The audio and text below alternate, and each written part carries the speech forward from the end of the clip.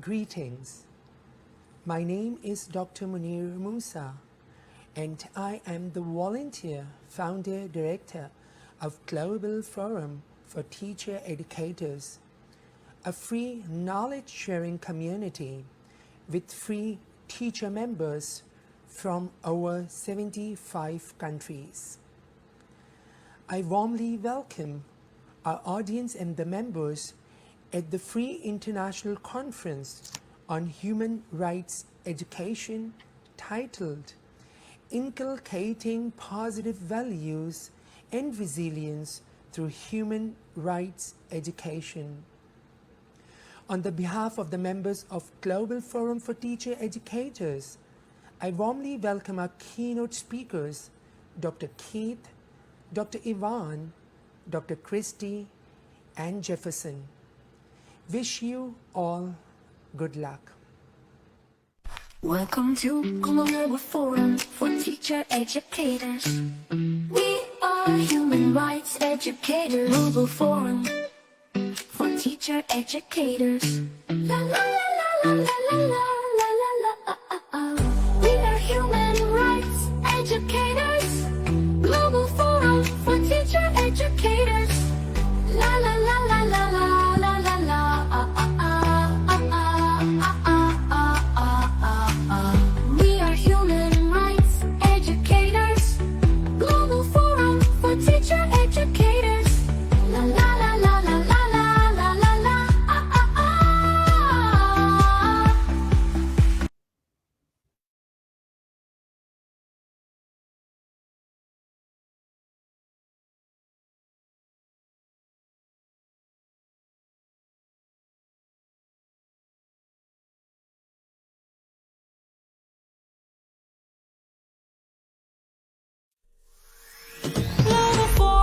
Teacher educators, we are human rights educators. Global Forum for Teacher Educators.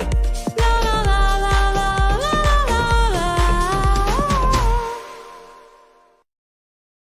Welcome to Global Forum for Teacher Educators. We are human rights educators. Global Forum for Teacher Educators. La la la. La la la la la la. We are human rights educators. Global Forum for Teacher Educators. La la la la la la la la la.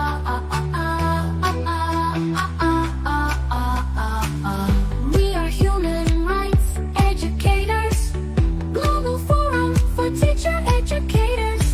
La la la la la la la la la la.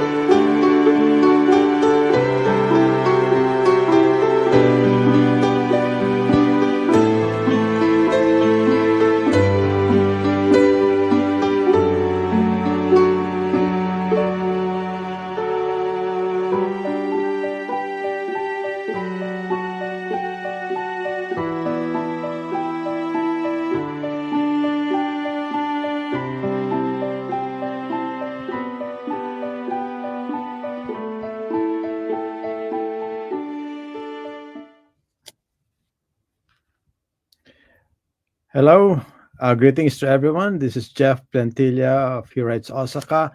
I first have to apologize that the camera in my computer is not working, so you won't be able to see me. You will just be looking at my PowerPoint presentation. In any case, thank you, Dr. Munir Musa, for this opportunity to participate in this online conference on human rights education. So I prepared this PowerPoint presentation on the positive values and human rights education. Next slide, please. Well, the first thing that we do when we meet people is to greet, and therefore I greet you, namaste. Uh, Namaste is a very typical greeting that you can find in South Asia. And I was told that it means the holy in me greets the sacred in you, which means that each person is holy, each one is sacred. And when we meet, we're greeting each other as equally holy, equally sacred person. Next slide, please. On the other hand, in Korea, you probably have been watching Korean dramas or what. There is this greeting called "annyeonghaseyo," which actually means "how are you?" Now, I was again told that this greeting originated, many years ago, at a time when Korea was having problems. There were wars, drought, famine, and whatever other problems. And therefore, when Koreans meet, they tell each other or greet each other, "안녕하세요," just to know, how are you? Are you okay? Are you suffering or whatever? So it's a show of concern for somebody because of the harsh situation. Next slide, please. Next slide, please. Now, human rights education, to me, is a contextualized learning process. It means that when we study human rights standards, the international human rights standards, we are not learning them as mere ideas, but as essential elements of obtaining meaningful existence in the concrete realities of life. We are not taking them away, these ideas, from where we are, from our situation. And therefore, the concrete realities are very, very important part of this discussion. Next slide, please. Now, I can also say that in human rights education, it must be a process of linking human rights to the resources of one's society or country. So when we speak of rights, when we speak of the idea of rights and many other rights that are there in the international human rights standards, we have to use our resources. This is part of contextualization. So the next slide would be asking the question: what are these resources in one society or country? I will give you some ideas. These are things that we can find from history. Whatever happened, there are some parts of our history where we're fighting for freedom, for a certain type of resources, including women who are part of our history but should be recognized as part of the main actors or players in our past. You can also find ideas in the philosophies of the country, in the beliefs of the people, in the myths, how people existed, how the country started. Next slide, please. Ideas can also be cultural products like poems, songs. They can be religious texts, depending on which religion you have. It can be called local wisdom or indigenous concepts. So let me give you examples. In America, you have the Muskogee councils, supposedly a collective decision making that existed way back 500 AD. So this is the Native American or the Indian uh, system that was already making a lot of effort in promoting democracy. Another one is the Haudenosaunee uh, concept, which is the political alliances or confederacies that existed in 1600s, somewhere in North America, in the area of New York, I think. And then down south in Mexico, you have the Tlaxcalan, which is a multi ethnic confederation of villages where citizens can participate in governmental affairs. What I'm showing here is that the concepts that we are talking about now are not simply concepts that we have invented a century ago. It is something that we have been uh, looking at many years ago. Another example is the Bineka Tunggal Kita, which translates to unity in diversity. This is from a 14th century old Javanese poem called Kakawin Sutasoma. This is in Indonesia. As you can see in a picture in the next slide.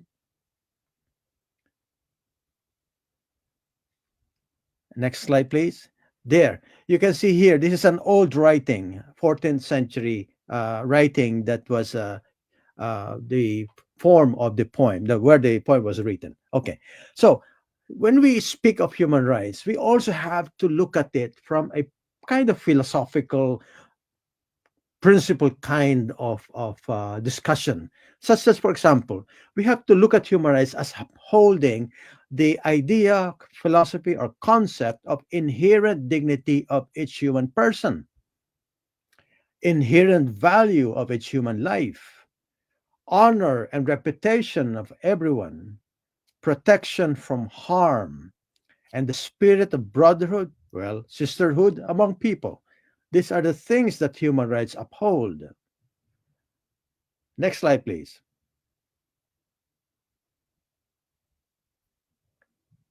Also, we have to look at human rights as upholding the idea of adequate standard of living, the idea of social security, the idea of full development of the human personality, and the idea that community is the place where the full and free and full development of one's personality takes place.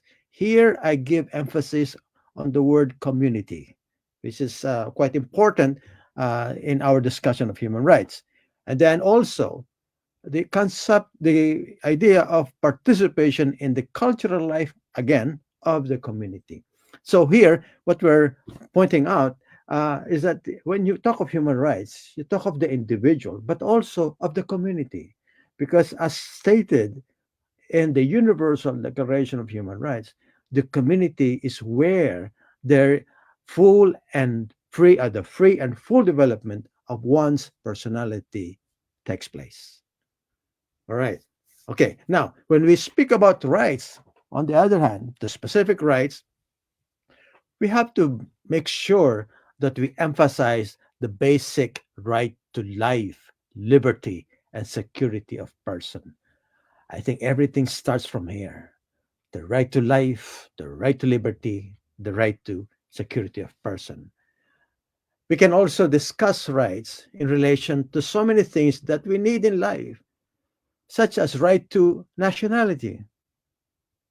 Every child born has the right to a nationality, and according to the Convention on the Rights of the Child, to a name, to be registered as a person in the registry of the government. Okay. And then also, of course, education. As much as possible, we have to be educated in whatever form possible. Right to work, right to marry and to found a family, right to privacy, and again, family, home, and correspondence. Next slide, please. Human rights are also those rights that are in consisting of the right to freedom of movement and residence. Many of us nowadays, we go from one place to the other to study. We go somewhere to be able to find a job, and at the same time we change residence. So this basic right that we need to emphasize as human rights. It's not something that we just do, it is also a right that we should enjoy. We also have to talk about the right to freedom of thought, conscience, and religion. We are free to think of whatever we want to think. We are free to have our own conscience and, of course, to have our own faith or religion. And this is something that is not debatable. It is something that we normally would do and have because that is part of our nature as human beings. Now, going back to the American experience about democracy, it is part of human rights to take part in the government and in the community activities, whether it is via election that we elect our government officials, government leaders, or we ourselves wanting to be part of government, being a candidate, and so on and so forth. And also, when we discuss human rights, we have to discuss the right to social security, especially nowadays with all this increasing frequency of disasters, stronger typhoons, stronger, uh, what do you call it in the US, earthquakes, and so on. There's a need for us to see how people are getting the services that they need when it comes to crisis like this, including, of course, times of unemployment, when you get sick, and also when you grow old. So, Social Security is part of what we call human rights. And then again, as we normally would have in our life, property, whether it's small or big, whether it's a land or house or whatever other property, it's our right to have it. And that we should be able to emphasize that when we discuss human rights. Now, it is also necessary for us to look at the situations that are not normally experienced. In many cases, most people will probably have a kind of what we call normal life, where things will just go as they are going in the life of many other people. But then there are situations where we do have a very big problem to face, problems that can be very much affecting our lives, that may even result in uh, deprivation of life. Like, for example, slavery.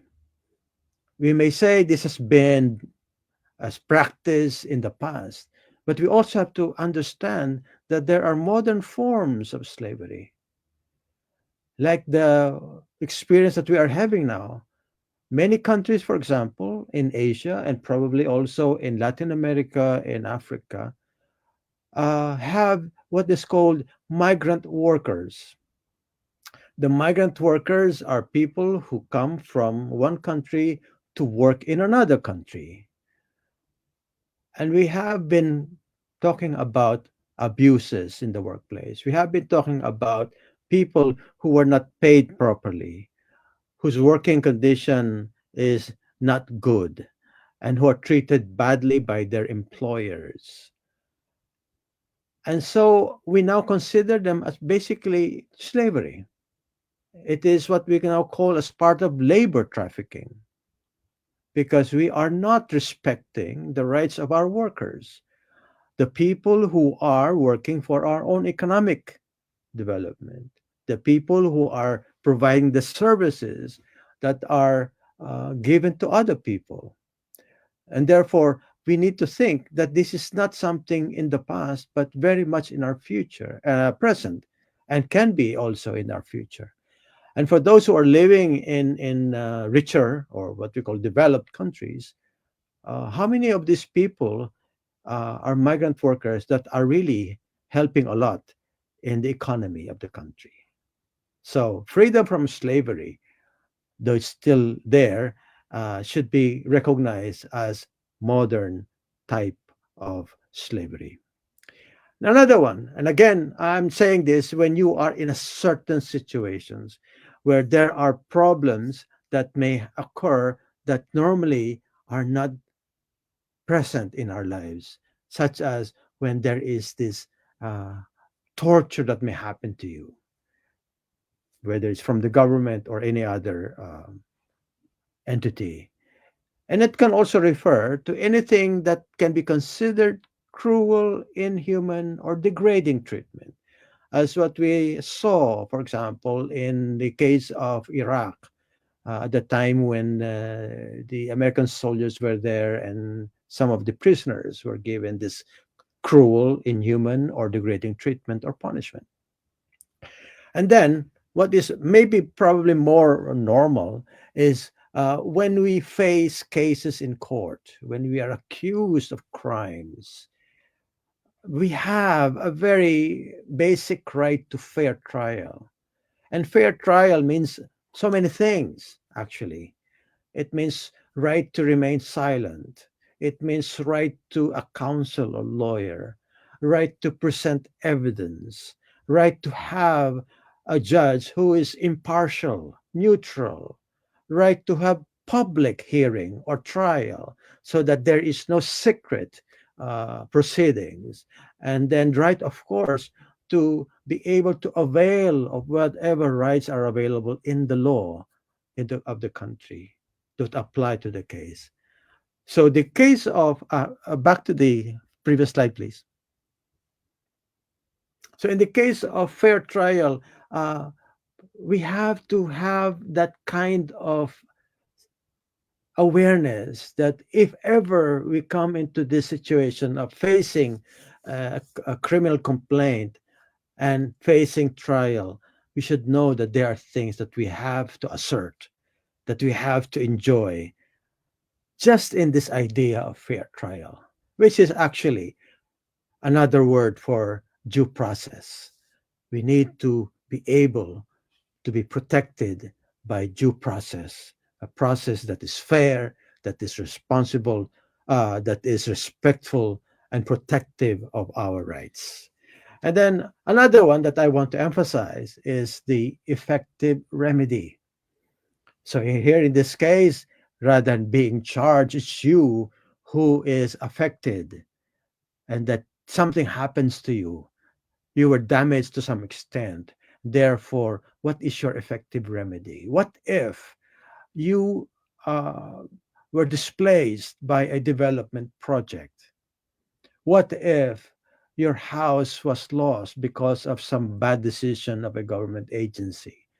What if you're deprived of certain resources or service by a government agency?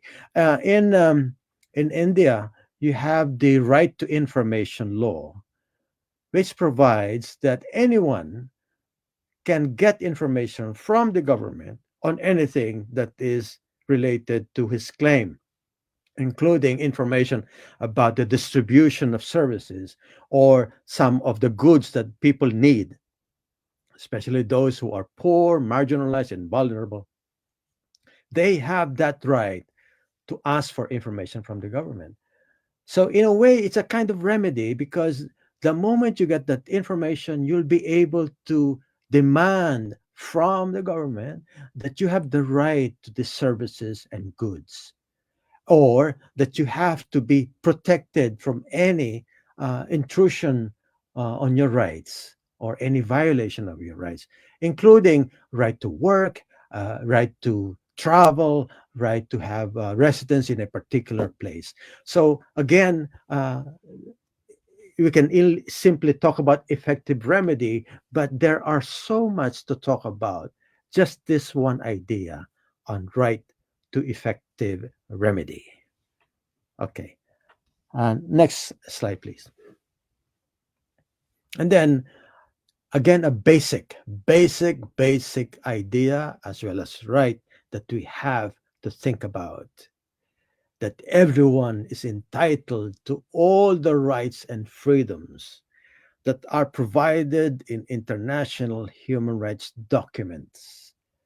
I'm using the word document just to say that uh, for those who are not familiar with the international human rights standards, there are many types of documents that the United Nations have come up with, which were signed by the member states and ratified by these states, and therefore they have become obligated to perform whatever is in that document. And so these are the things that we're talking about, especially those that have been signed and ratified and therefore become part of the obligation of the state to perform. So, as I have mentioned, everyone is entitled to all the rights and freedoms. Now, this is precisely what we mean by the non discrimination principle. There should be no discrimination in any way for the enjoyment of the rights and freedoms. Not some rights, not some freedoms, all rights. As you know, in the 1993 World Conference on Human Rights, the slogan there was all human rights for all.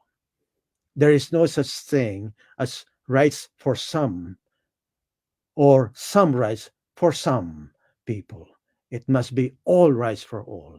And this is just a reiteration of the concept of non discrimination, or the principle of non discrimination that is found in the international human rights documents, such as you can see here, the Universal Declaration of Human Rights. Can I go back again to that slide? Yeah.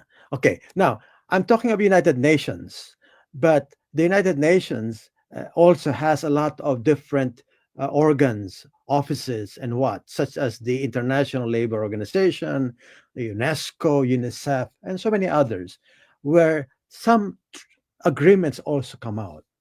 Agreements on child rights, agreements on women's rights, workers' rights, and many other rights. So when we speak of international human documents, we're speaking not only of those rights that the United Nations General Assembly had adopted, but also those documents, those documents adopted by the International United Nations General Assembly, but also by other related UN agencies, offices, programs, and organizations. Okay, so just to be clear on what we mean by international human rights documents consisting of international human rights standards. Okay, let's go to the next slide.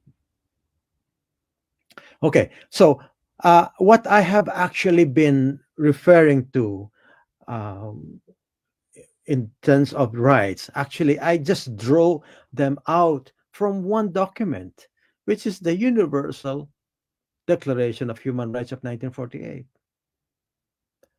And in my own experience, I would rather be focusing on this as a basic document, because to me, this is already, in a sense, a complete document that have been elaborated over the years by many other covenants and agreements or treaties.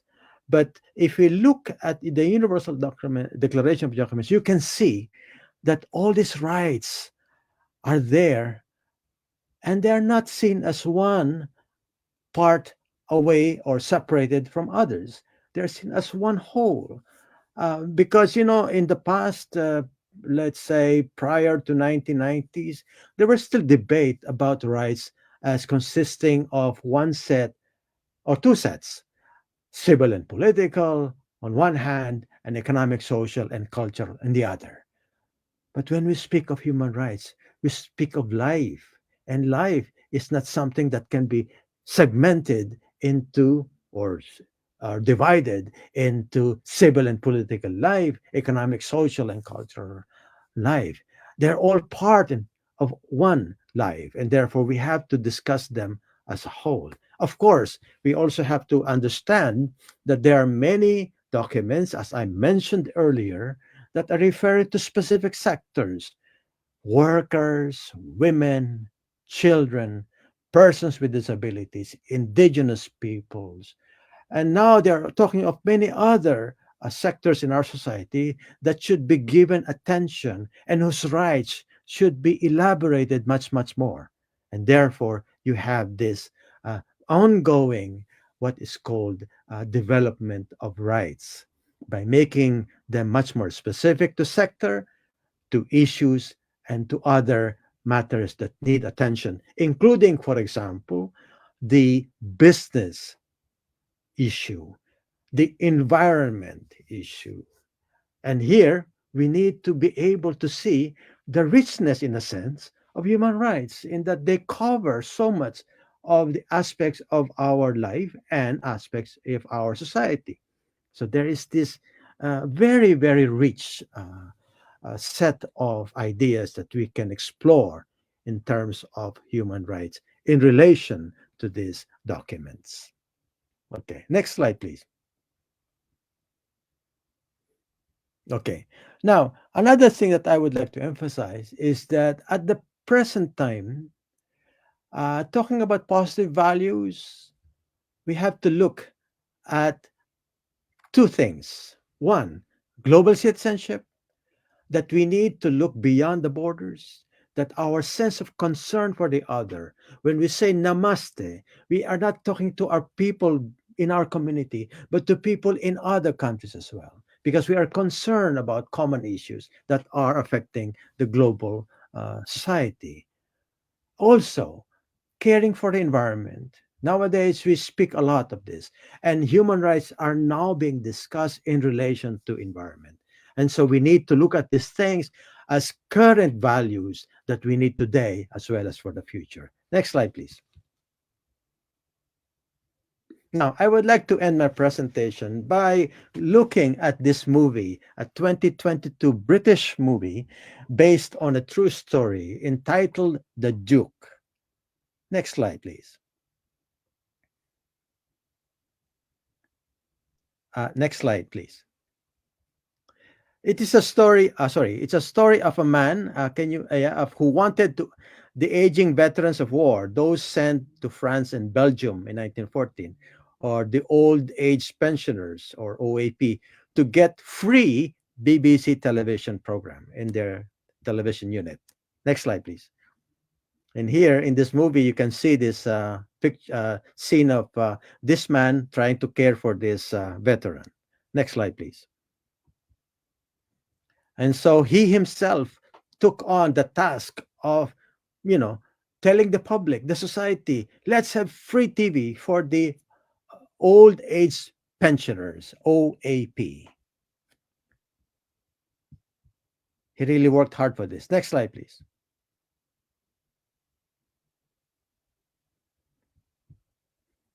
Now, in this movie, it's a story of a stolen painting. I think this is a Goya painting that was stolen from a British museum. And it was stolen by the son of this man, the old man, but he decided to be the one to claim that he was the one who stole this painting from the museum. Next slide, please. And here, that's the disappearance of this painting was on television, showing that they are looking for this person who stole this painting, supposedly a criminal syndicate. Next slide, please.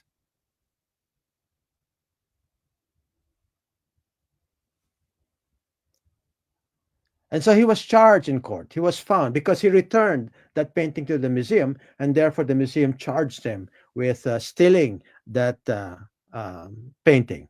So here he is in court. Next slide, please. Here you can see he is with the members of the court. Yes, next slide, please. And he's the man testifying on his case. Next slide, please. During his testimony, he said this, which I find very important. He said, "I'm not me without you. It's you that makes me me, and it's me that makes you you." So that is a very important message there. Next slide, please. And therefore, the idea is that humanity is a collective project. I'm you, you are me. This is something that I cannot be without you, and you cannot be without me. So this is the I'm you and you're me philosophy. Okay, next slide, please. So now he was asked, how are you going to apply your philosophy? And so he went back to saying, well, that is what I'm doing. I'm applying when I was asking the government to give free uh, access to BBC programs by these aging veterans. Because he said, and this is what I think is important message, he said, every time someone gets cut off from the rest of us, this nation, this country becomes a foot shorter. So I would like to end this presentation by saying, if we look at the things around us, we can see that human rights are things that really, really are important in our daily life. And the way to understand human rights is by looking at our own values, understanding it from our history and from our own other local resources. So thank you very much again, Dr. Munir, for this opportunity to make this presentation. Thank you.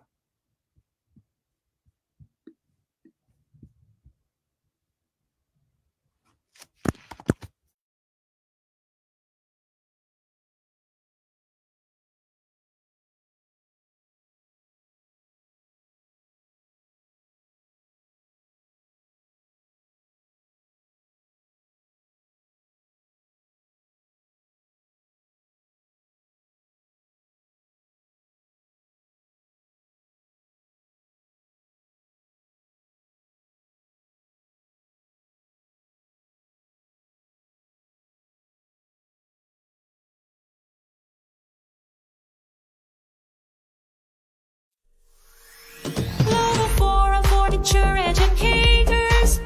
We are human rights educators. Global Forum for Teacher Educators. La la la la la la la la. Welcome to Global Forum for Teacher Educators. We are human rights educators. Global Forum for Teacher Educators. La la la la la la la.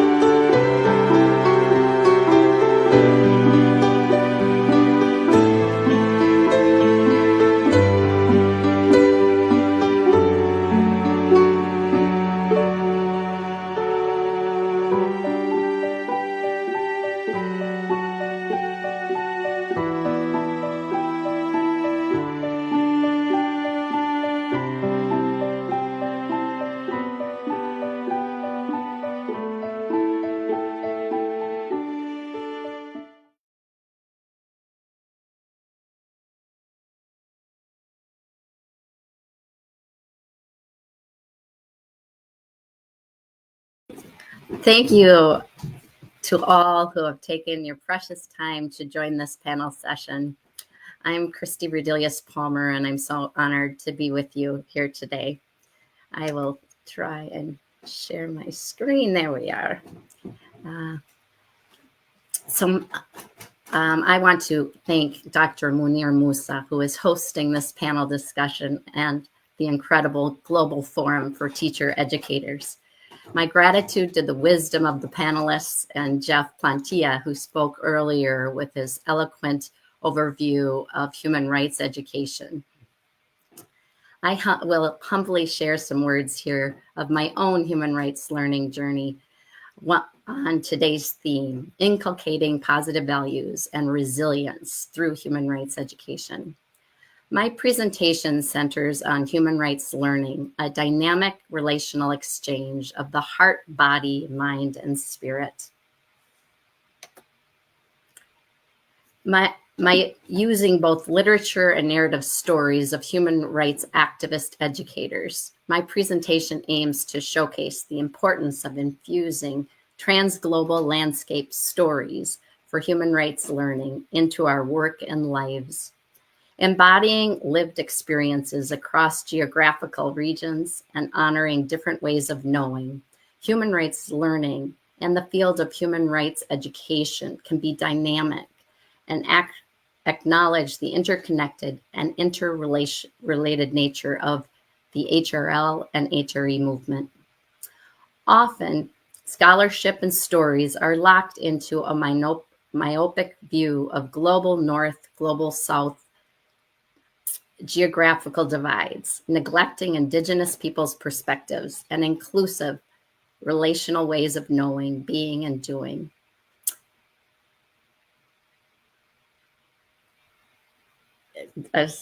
Through global landscape stories of human rights activist educators, an awakening of possibilities emerges for a dynamic human rights education, centering active human rights learning. I was born and raised on the homelands of the Dakota, the indigenous peoples of this land, where I now live. I have observed the many imprints of the Dakota and unlearned many myths and erasures.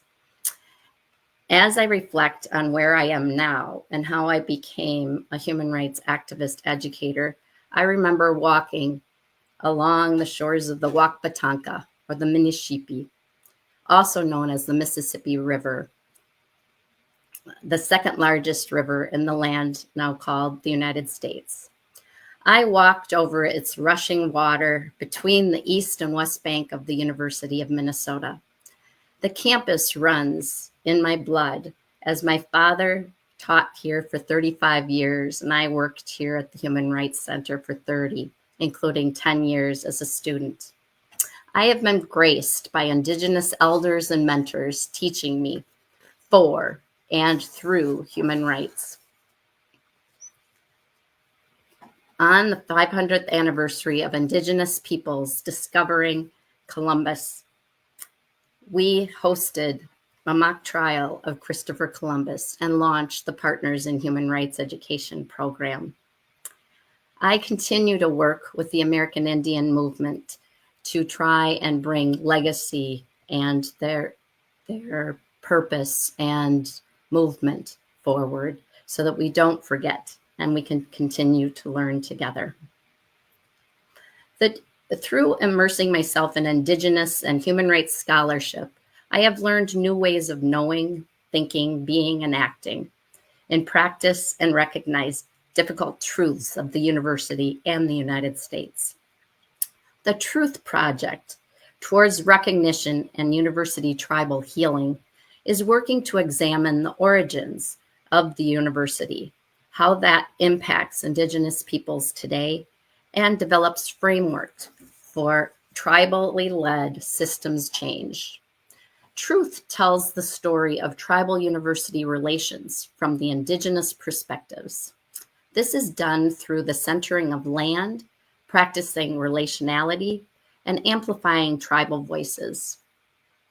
After more than 170 years since the university was founded, I am committed to work in collaboration with Indigenous and other community members on the recommendations and call to action in this truth report, published in April 2023.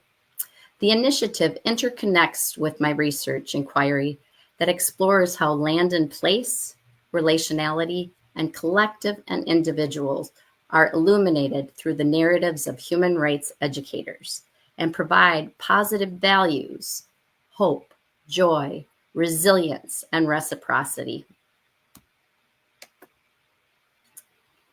There are two podcasts that are wonderful resources that really share voices of human rights educators that might be useful in your work.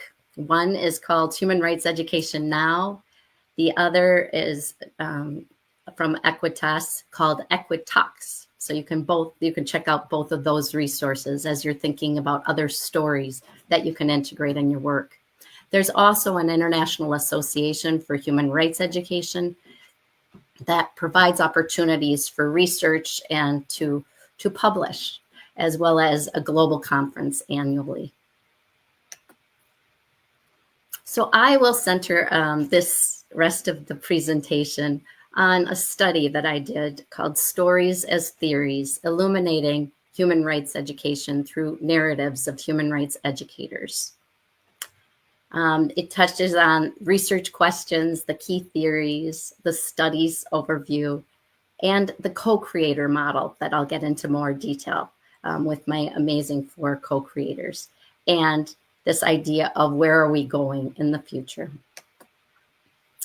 So the key question of what do the stories of notable human rights educators from the Philippines and the United States reveal regarding the evolution and future of human rights education was my core research question.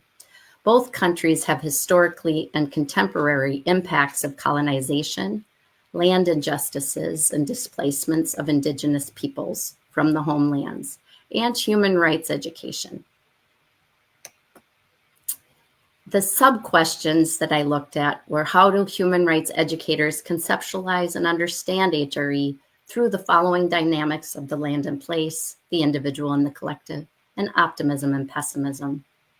I also pulled out the efficacy efforts of human rights educators and what the possibilities are for the future, and really looked at the holistic interconnections of heart, body, mind, and spirit, story work, to connect the human rights educators and the resiliency in the field. So as I did my literature review, I traced HRE conceptualizations through the foundation of the United Nations and its emergence as an advocacy tool in the 1970s by Latin American educators and indigenous activists from 1980 to 2009. A significant shift to the pedagogical praxis occurred, moving from education for human rights to education through human rights. This period also marked a focus on reflection, cross-cultural exchange, and collaborative strategy, tactics, and training. Since 2010, HRE scholars began to question HRE's transformative and critical efficacy and effectiveness. I contend through this research that the HRE field should embark on creative scholarly inquiry within both HRE and HRL as coexisting phenomena. This study focuses on HRE and HRL stories as theories, embodying the dynamic of for and through human rights.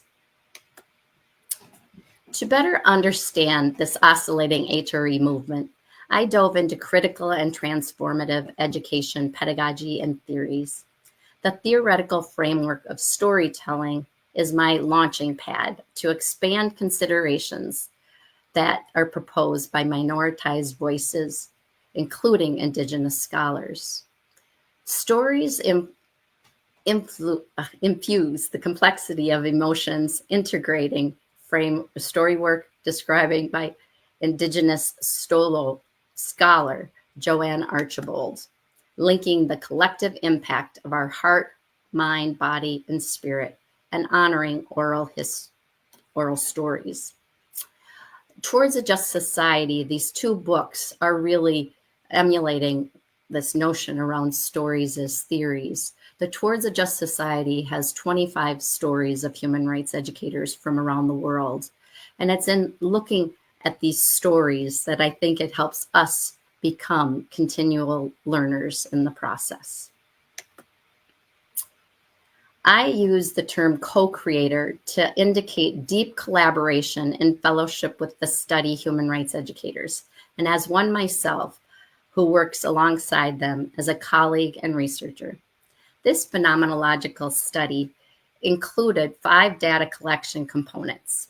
In the HRE Community Co-Creator Research Agreement, I asked the participants if they would like to be anonymous or identified by name in this study.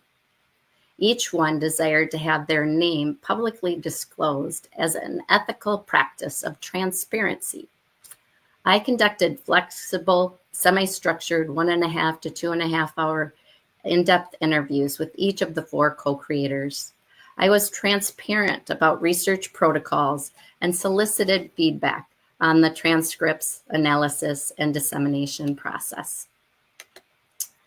The rigorous selection criteria included their being rooted in the Philippines or the United States, and who often at great risk engaged in the HRE field for 25 or more years. Criteria for identifying the 4 co-creators entailed working with non-governmental organizations and in both formal and informal education. Co-creators were required to have collaborated with the UN bodies and with documented experiences of honoring different ways of knowing, being, and acting, including minoritized perspectives. Co-creator origin stories and motivations as their footprints for becoming human rights educators, activists, were integral for understanding the early roots and influences of HRE in their lives. I am grateful for the time, trust, and wisdom each of these amazing co-creators shared in their stories. Cheryl is an indigenous Kagani from the Mountain Province in the Philippines. She is a human rights lawyer, educator, and expert in indigenous peoples' issues. Currently on assignment with the Philippine Permanent Mission to the UN, representing the Philippines in the International Labor Organization, and was co-founder of the National Union of People's Lawyers. Felice is a professor at the Philippines Normal University. She has conducted her HRE work for youth and activists, teachers, police, military, mining associates, former members of the Hamas and PLO, refugees, and other vulnerable groups, both in the Philippines and different parts of the world. Lisa is an Anishinaabe grandmother, a Medewan Spiritual Society, and a lifelong Indigenous and human rights educator and activist. Lisa is the District American Indian Specialist Educator for St. Paul Public Schools here in Minnesota. In 2020, she also became the director of the American Indian Movement, AIM, and whose mother is referred to as the grandmother of AIM. And lastly, but not least, Loretta joined the Smith College faculty in 2018. She was awarded the prestigious MacArthur Genius Fellowship in 2020. Loretta co-founded and directed the National Center for Human Rights Education from 1996 to 2004, and was then the national coordinator for Sister Song, a reproductive justice center. She worked at the first rape crisis center in the United States in 1978 and the Anti-Klan Center for Democratic Renewal with Reverend C.T. Vivian in the 1990s. Cheryl described her HRE roots as a life filled with pressure, sometimes risks, but it gave me a lot of happiness. I love the good. The common good became naturally ingrained in me. My Indigenous upbringing requires us to think of the impact of our actions on the family and on the community. Felice highlighted, I had to unlearn many of the things that I thought were true. She volunteered for Amnesty International as a trainer. She shared, we put up a human rights education program in the university. It became part of the curriculum. Lisa reflected, I think that I was a human rights educator before I knew I was a human rights educator. While in middle school, she started an American Indian education class and was inspired by the guest speakers and teachers. Quote, we were allowed to ask those questions and learn, and through the learning is where we begin to establish that relationship with place and creation. We connect. Loretta remembers in the 1990s when Reverend Vivian spoke about Dr. Martin Luther King Jr. not wanting to be known as a civil rights leader, but as a human rights leader in the sermon 4 days before he was assassinated. She recalled, one thing HRE taught me is that we have to be able to articulate what we're fighting for, as well as what we are fighting against. A human rights framework, and HRE in particular, offers the possibility to envision the new kind of world that would take the place of this one, she said. Shula Koenig used to say, human rights has to become a way of life for everyone. So that I take to heart. The findings, 7 themes of human rights education. With the limited time, I will showcase 3 of the 7 key themes linked to land, hope and joy, and pedagogy and interdisciplinarity. Theme 1 finding. Lisa spoke about learning the interrelatedness of HRE and land through different gatherings and in school, listening to elders, her grandmother and mother, and her uncles. She emphasized, quote, HRE is all connected to our traditional rights and responsibilities. Our rights to land, rights to water, rights to knowledge, rights to medicine and practice, unquote. Loretta stated proudly, quote, since 1867, my family has stayed on the same farmland in Central Texas, so that's provided a lot of continuity of memory. Relationship to land, to be able to know my roots. I have strong emotional feelings attached to a particular part of the ancestral land. Loretta did note that she was fortunate because many Americans don't know their roots. Cheryl provided a teachable moment on the floor at an International Labor Organization meeting when she challenged her colleagues. Quote, so even as we try to create jobs, even as corporations have the mad rush into indigenous lands to create jobs, are we also thinking of the benefits that will go to the very people who will be hosting these industries? Will this create economic opportunities for them? Unquote. All 3 of these co-creators were able to connect HRE and land through different contexts and places. HRE as risk-taking for hope, joy, and love. Theme 2. Lisa reflected on how HRE teaching brings her joy through risks and community challenges. Quote, when I see young people have aha moments, when they get it about sovereignty, it also gives you that sense of perhaps the tradition will live on. You sow these seeds being laid out there so that it will flow into the future, unquote. Felice emphasized that HRE leaders must be challenged not to use a violations approach in teaching. She argues that perhaps this approach makes individuals angry or scared. Quote, Perhaps what we can do is what Paulo Freire said, pedagogy of hope. And let's start with hope. Make it easy, because easy is good, according to neuroscience. Unquote. Theme 6 finding on HRE as pedagogy and interdisciplinarity. Felice described initially her work within the Canadian mining company based in the Philippines for 4 years as being human rights and business focused.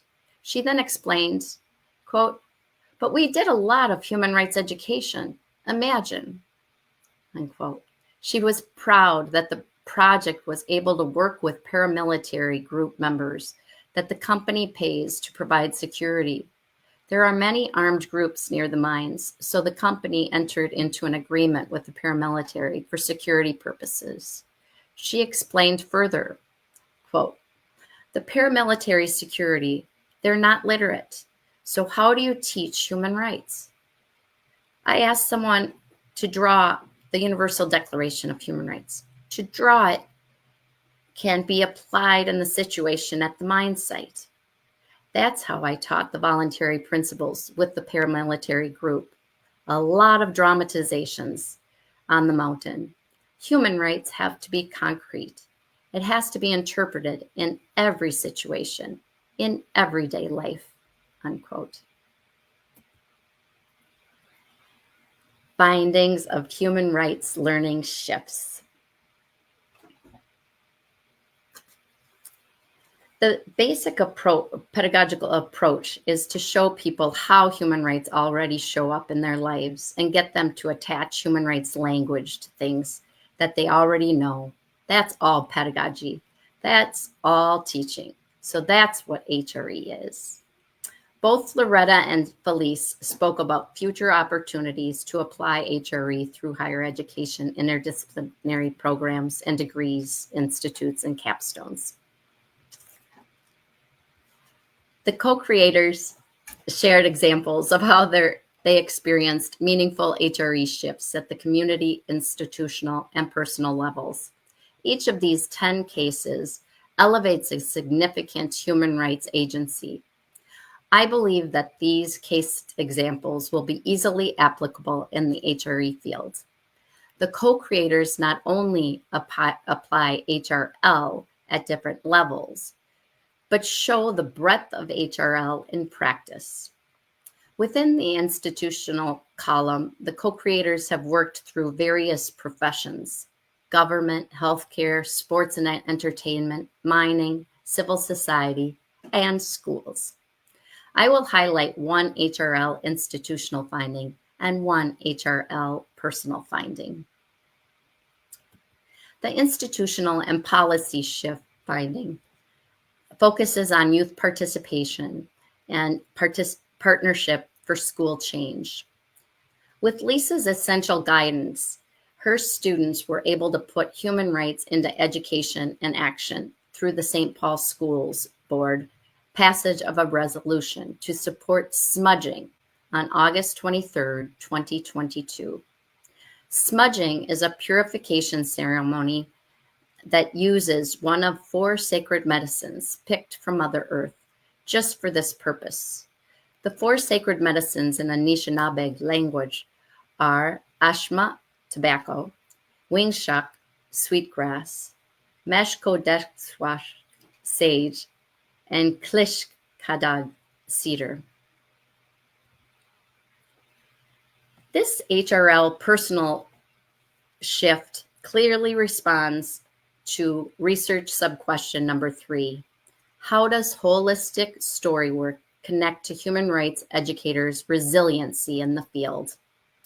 Loretta recognized the power of HRL during an emotional time in her life when the national organization she founded folded under new leadership.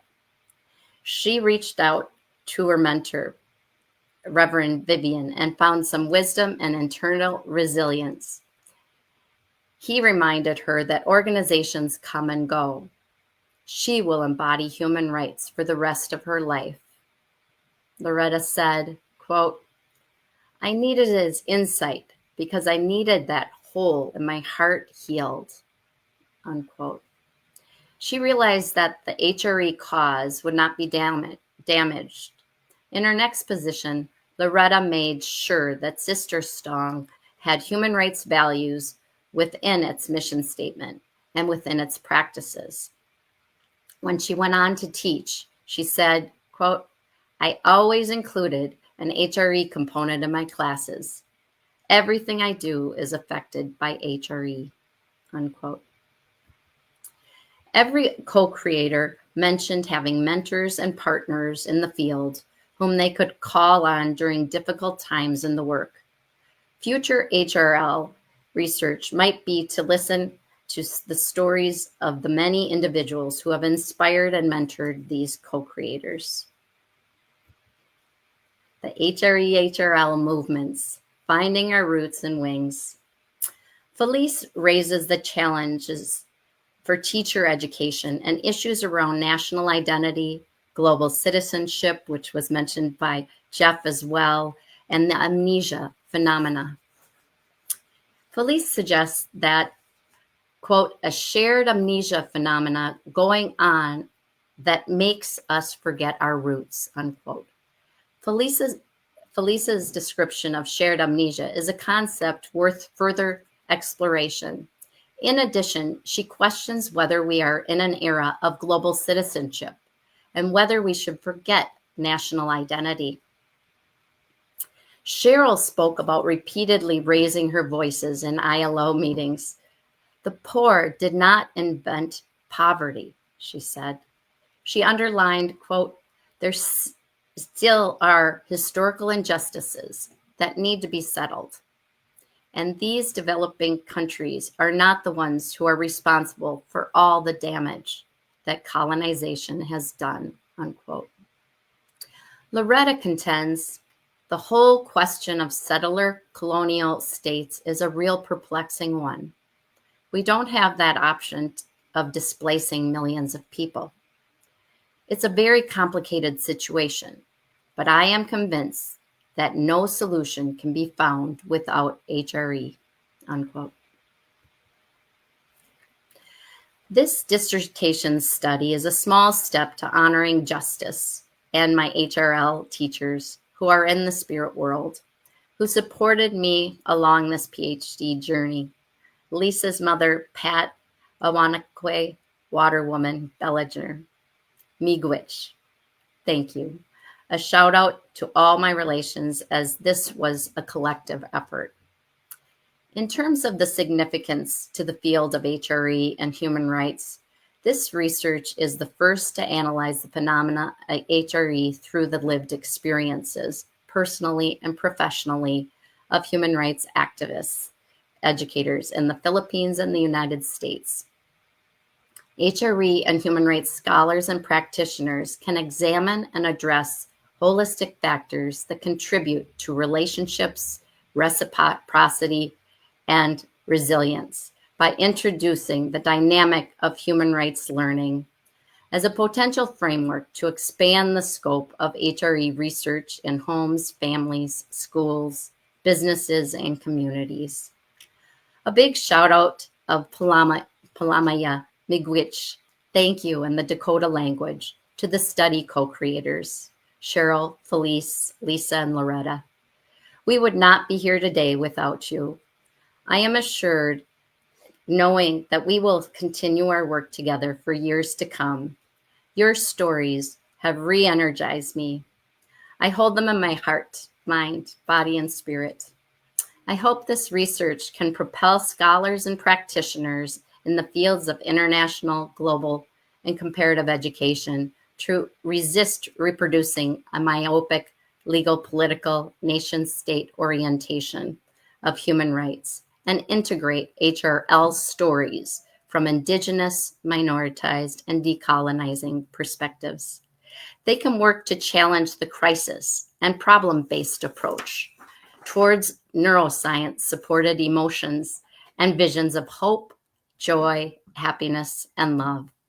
This reorientation does not negate the painful injustices, but rather recalibrates the powerful stories of individuals and collective communities mobilizing in solidarity for healing human and natural relations.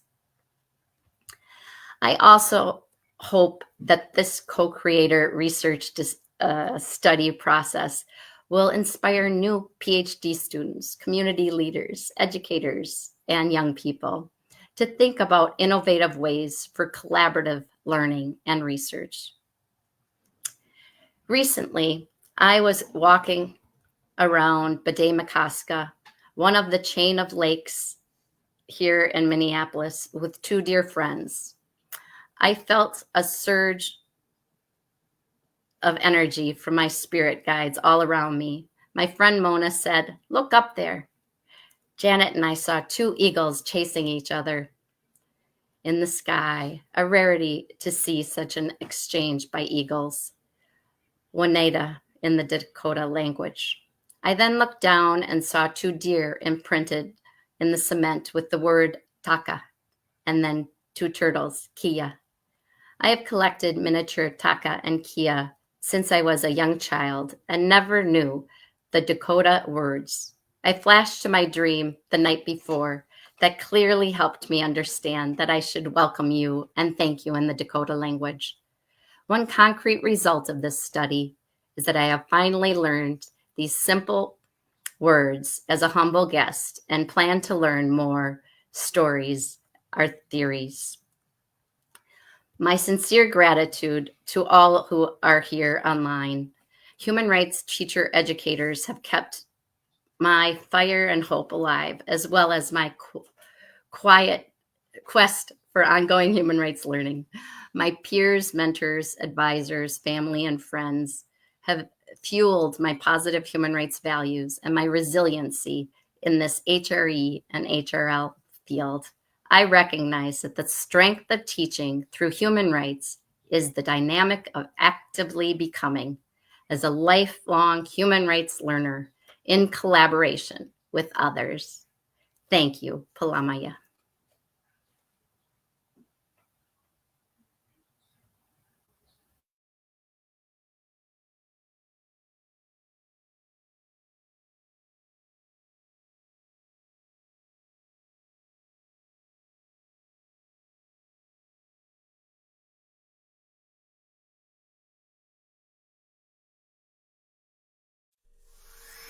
Global Forum for Teacher Educators.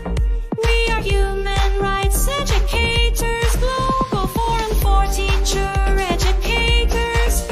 La la la la la la la la. Welcome to Global Forum for Teacher Educators. We are human rights educators. Global Forum for Teacher Educators. La la la la la la la la la la. We are human rights educators. Global Forum for Teacher Educators.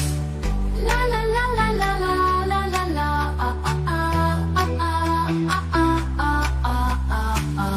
We are human rights educators. Global Forum for Teacher Educators. La la la la la la la la la la.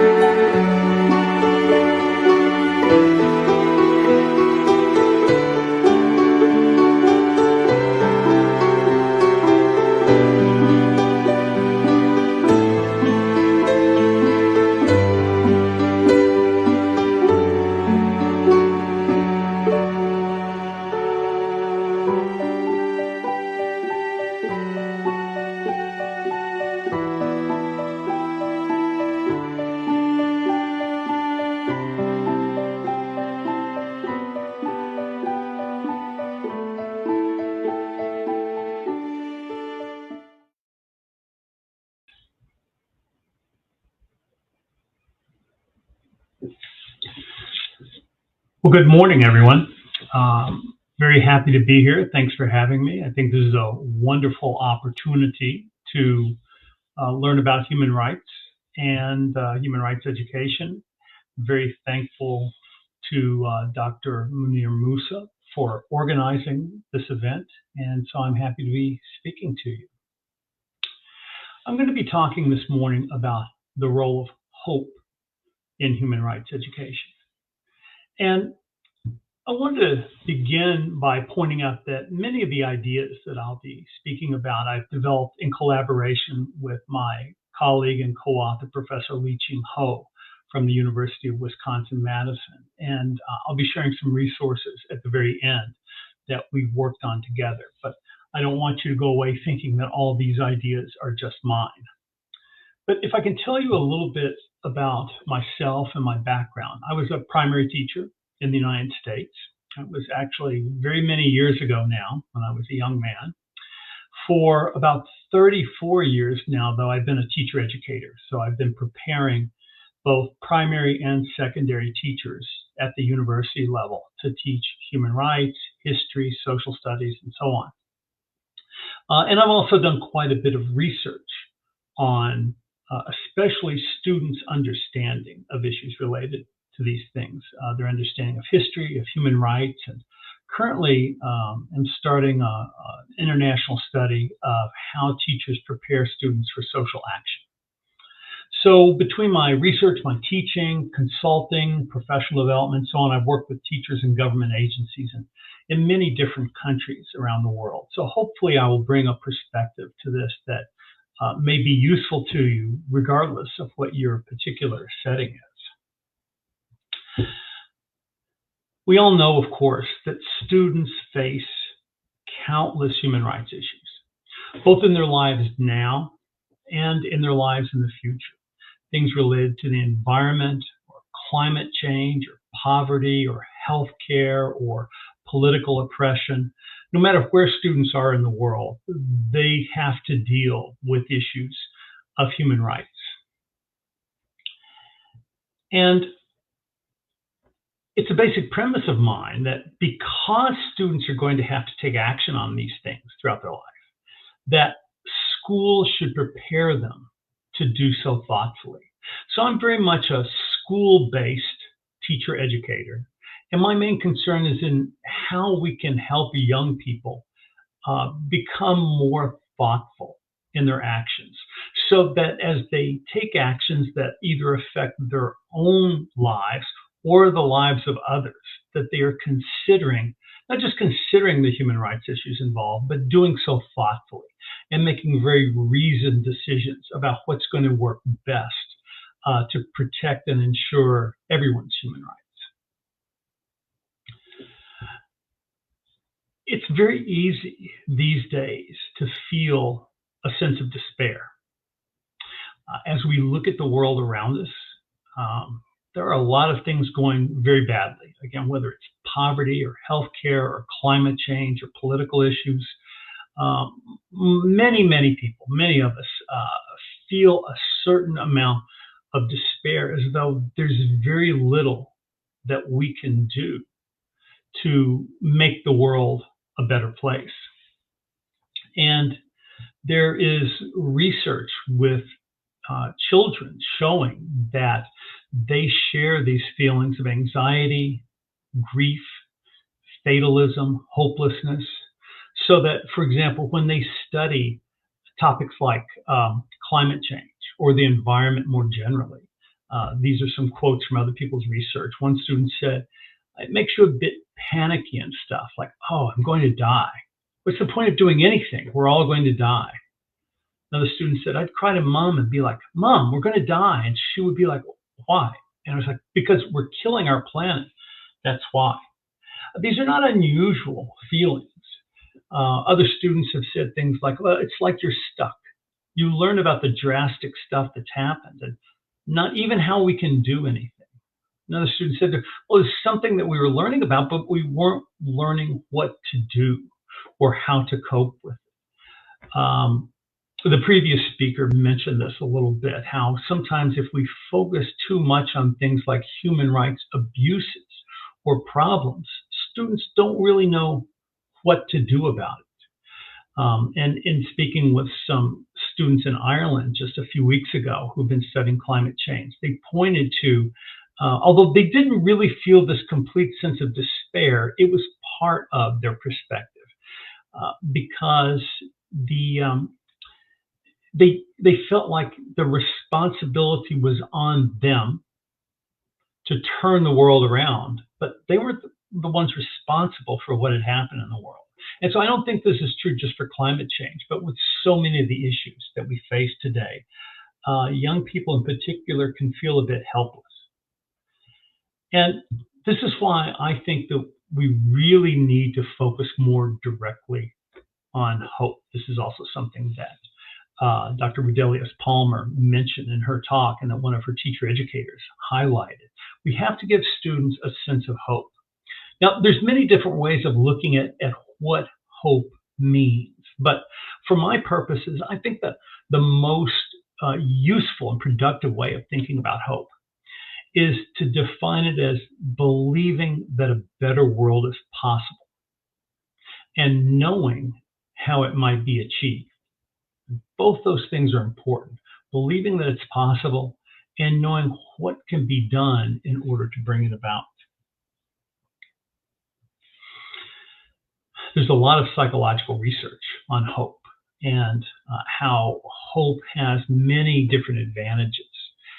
For one thing, it leads to a greater sense of agency, a belief that you can make a change in the world, and confidence in one's ability to act in the world. People with greater hope are also more motivated to take action, and that makes sense. If we had no hope, what would be the reason to do anything? And just generally, hope provides psychological and emotional well-being. And so I feel like this is something that we really need to emphasize in education for the benefit of society and also for the benefit of our individual students.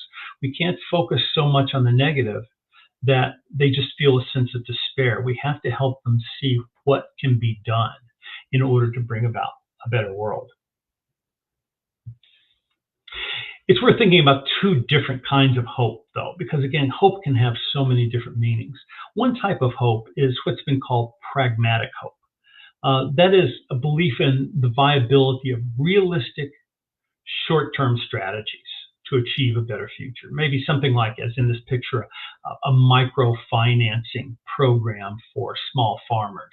There are many, many things that may not totally transform the world, but that provide a better future in the here and now for some specific people in local communities, sometimes very small scale, but very effective things. That's what we can call pragmatic hope. Now, alongside that is also what can be called visionary hope. That is a belief in a world beyond present day realities. This is much more big picture thinking, much more idealistic, much more long term. But I think both of these things are important for students to understand, to both believe that in the short term, we can make the world better in small and concrete ways, but also that in the long term, there can be a very transformed world with many different opportunities for people. But hope is not just a kind of a warm, fuzzy feeling. It's not just about attitudes and values. Those are important, of course, those are absolutely critical. But hope depends on knowledge. That is, if students or any of us don't know how to make the world a better place, then hope really doesn't have any place to go. And so my focus is really on what students need to learn. What should the content of our curriculum in human rights education be so that students do develop hope? And there are three different aspects of this. What I've described here is possibilities, goals, and pathways. So I'll go into each of those in a little bit more detail. Possibilities means learning about times when people have been able to successfully change the world. You know, so much of our teaching is focusing on what's wrong with the world. We don't always focus on times when people have been successful in changing things. That might be something like in the upper right-hand corner here. This refers to this movement. It's been very successful in some Central American countries, but it's also developing steam in the rest of the world, whereby local farmers are able to pressure the government to prevent multinational agricultural corporations from basically destroying their way of livelihood by protecting seeds and providing seed banks and so on. So this has been a successful effort in places like Honduras, Guatemala. Of course, there are labor strikes around the world, and oftentimes labor strikes are successful. Even here in the United States, where labor unions have been in decline for about 50 years, recently there have been some very notable successes where strikes have brought about better wages and working conditions. And of course, as we go back through history, again, we tend to focus on the negatives, but there are many examples in history where people have achieved really admirable human rights successes. This picture shows the Reverend Dr. Martin Luther King Jr. shaking the hand of President Lyndon B. Johnson when the Civil Rights Act of 1964 was passed. So there are times when people can change the world, and students need to know about those times just to believe that it's possible. You know, so often people assume that the way the world is the way it must be, and that any attempt to change it is doomed.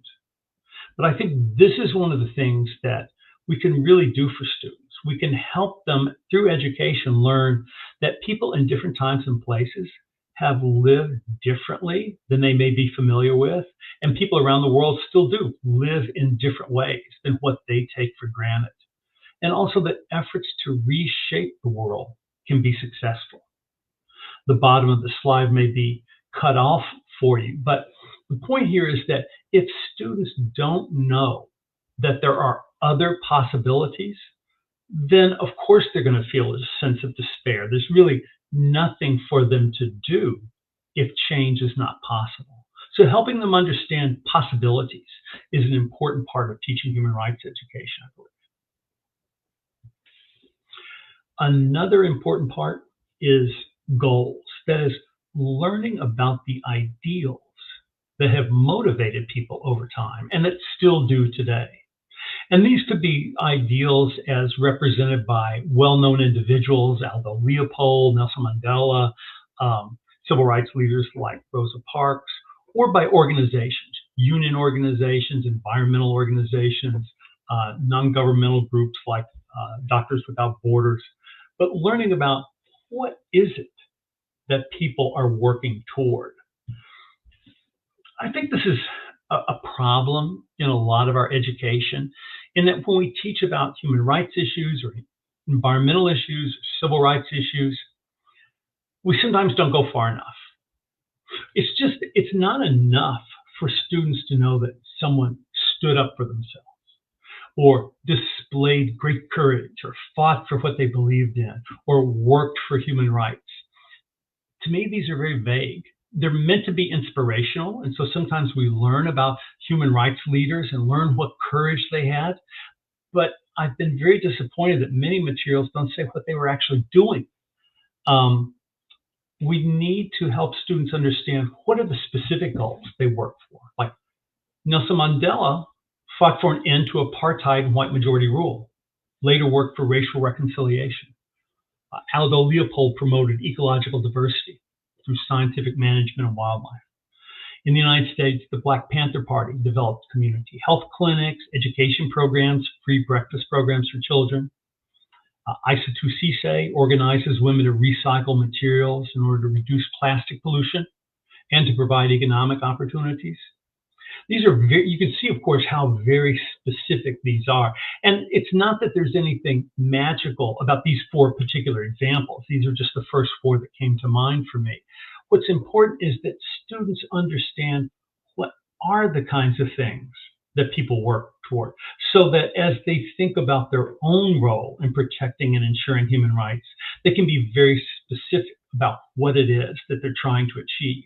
Just working for human rights or working for justice is so non-specific that I'm not sure it's particularly helpful.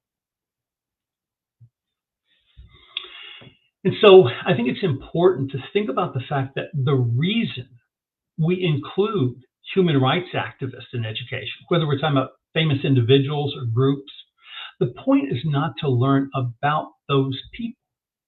It's to use them to illustrate the goals that people can work toward, whether large or small.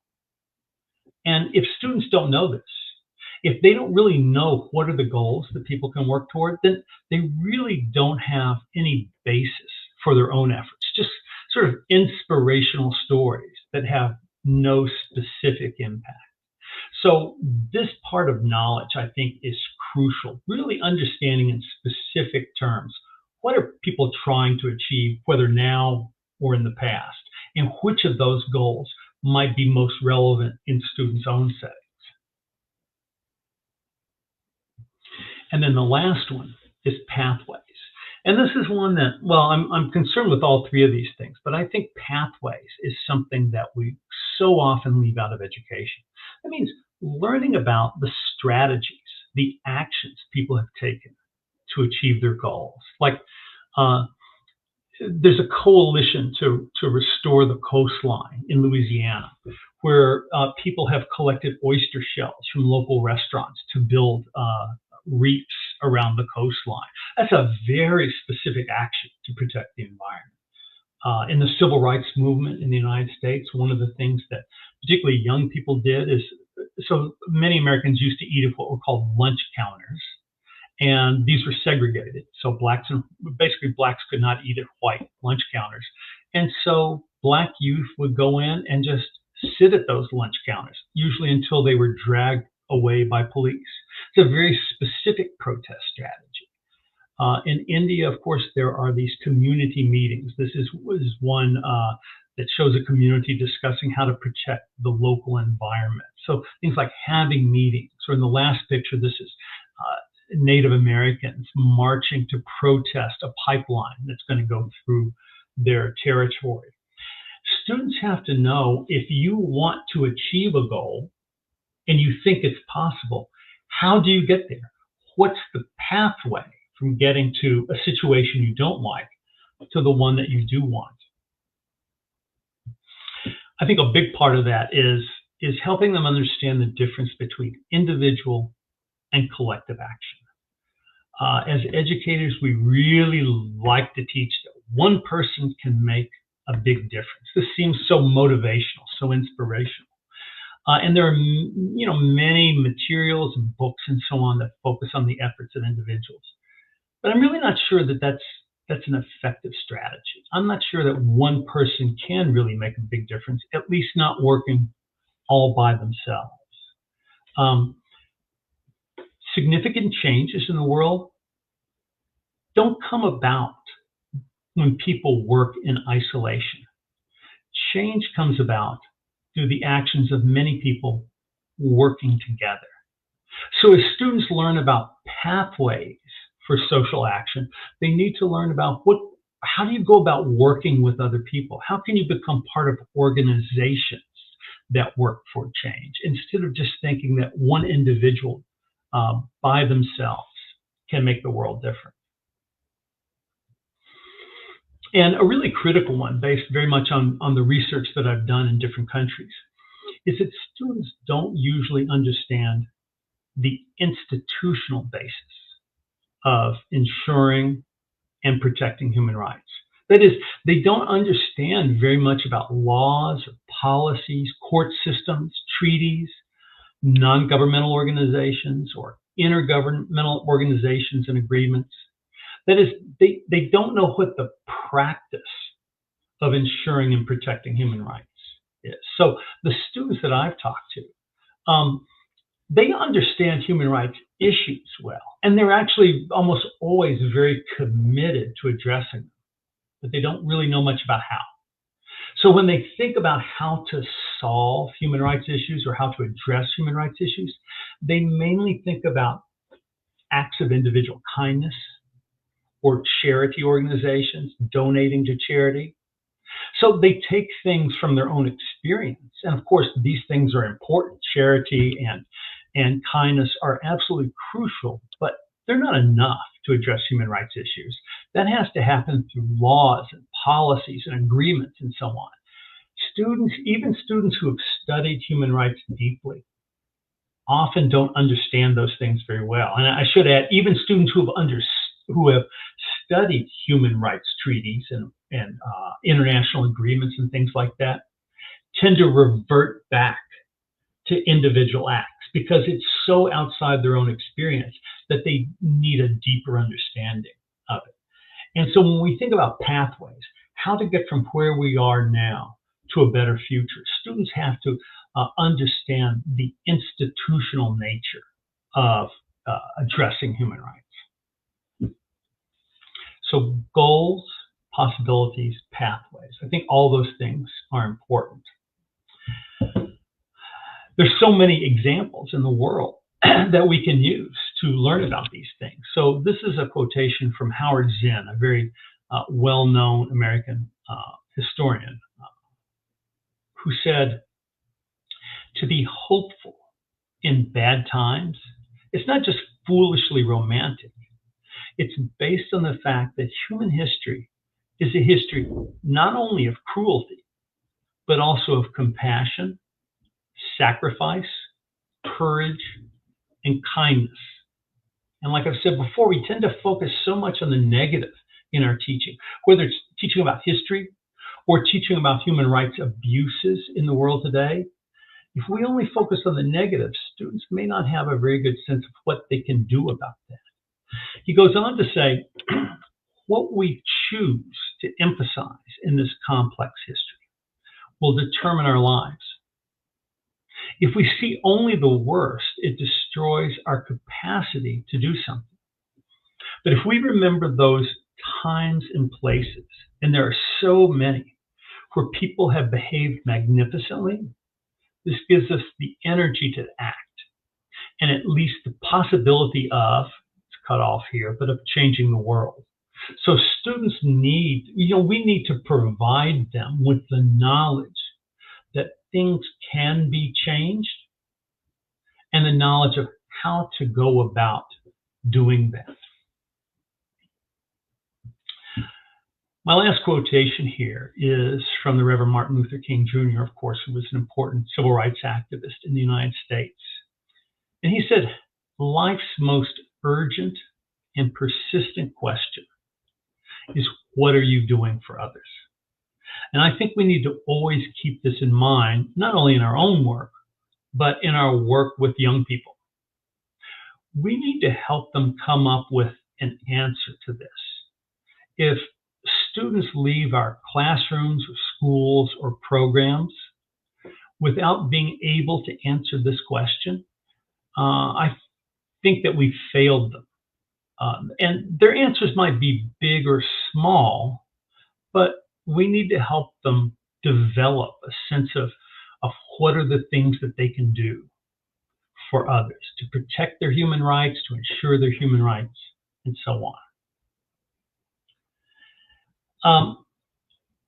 There are a couple of articles I've written for practitioners, one about centering hope in social studies education. Another is about my international research on human rights and students' understanding of human rights. I'll leave this up here for just a second so that if you want to scan that QR code, that will take you to a folder that if I've created all the settings correctly, will give you free access to these two articles. I think these should be helpful to most educators. Like I say, I've written them for practitioners. So even though they're based on and cite some theory and research, they're meant to be helpful for you in thinking about how hope is a component of human rights education.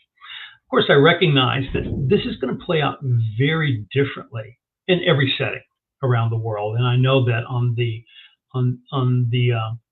streaming right now, we have people from many, many different parts of the world.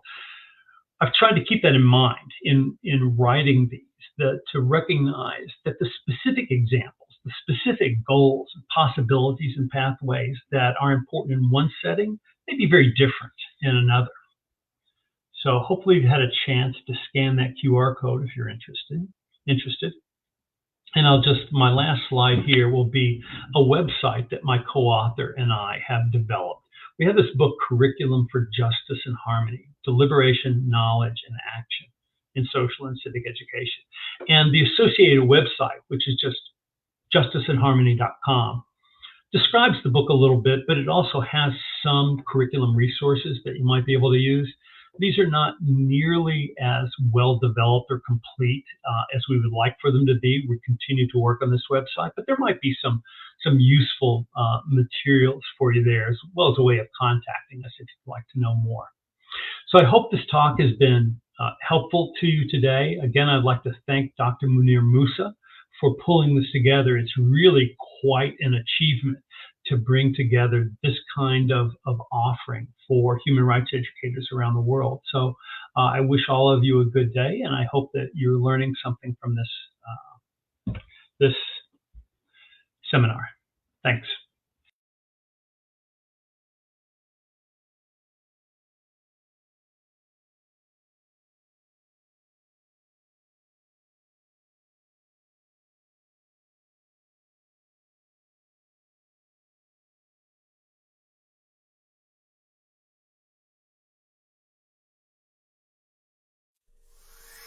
Global Forum for Teacher Educators.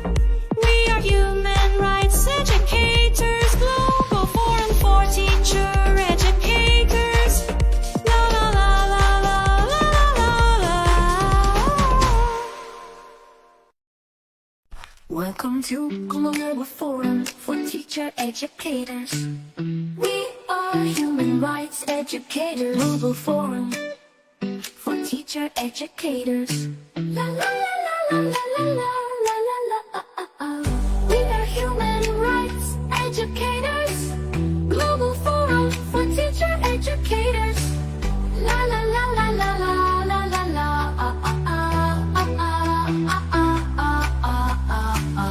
We are human rights educators. Global Forum for Teacher Educators. La la la la la la la la la la.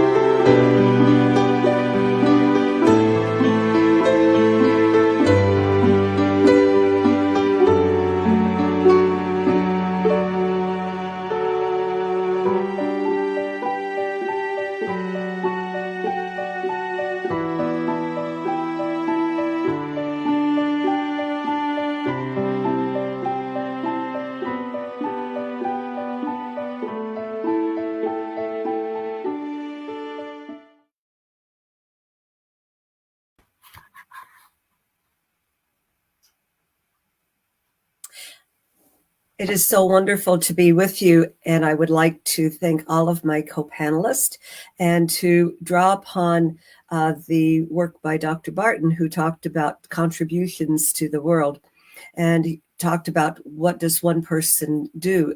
And one person like Dr. Munir Musa has created this wonderful opportunity. So he does have the opportunity to change the world. And now what do we have to do? We have to do what Dr. Barton said, is collectively mobilize together so that we can use the information that everyone is so generously giving you today to make the world indeed a better place. So today I'm going to be talking about human rights education, especially from a child rights point of view.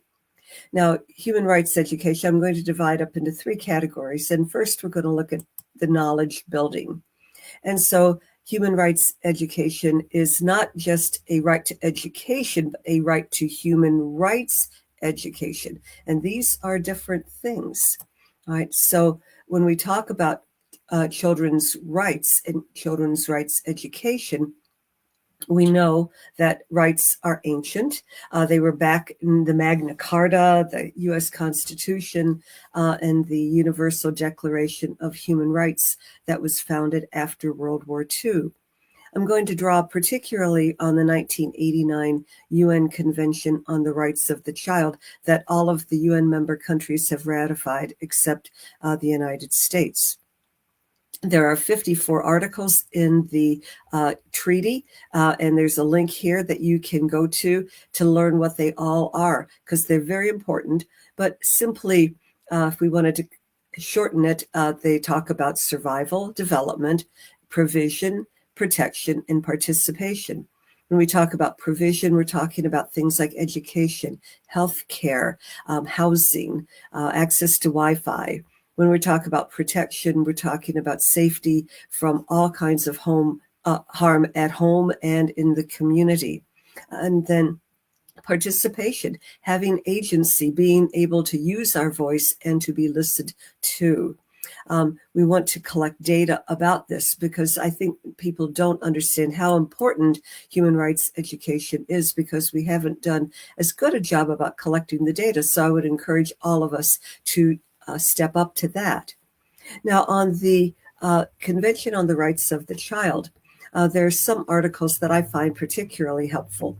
On the right side, we have the Welsh Dragon, referring to Article 2 of non-discrimination, that says all children have rights, no matter where they are, what their parents do, the language they speak, the religion they have, whether they're a boy or a girl, what culture is, whether they have a disability, whether they're rich or poor. All children have the same rights.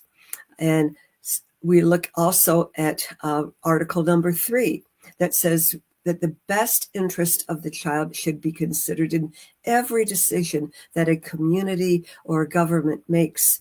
This would include finance. It would include if you're going to build a road, is it going to be safe? Are there going to be sidewalks? We're talking about Article 12, which is about participation.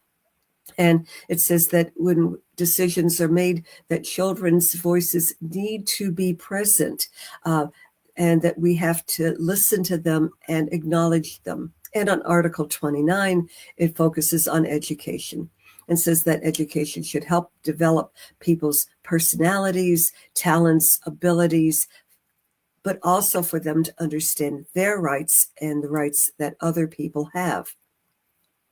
So if we are looking at how to use human rights education, we're talking about how to use it for justice. We're talking about how to imagine what a better world could look like and empower people on how to act in a way to achieve that. We're talking about the enhancing of knowledge to learn about what rights are. We're talking about how to build a community and classroom climate of how to learn through rights respecting acts, because we know that what others think, say, and do matters to all of us.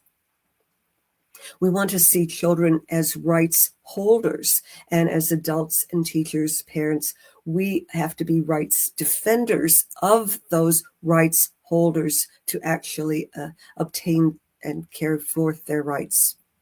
So we're talking about teaching and learning for rights and developing skills, pedagogies, techniques that our colleagues today have been sharing about how you can encourage people to have creative thought and to develop a democratic society and a world in which we all would like to live. I have certain framework assumptions, narratives that I'd like to share.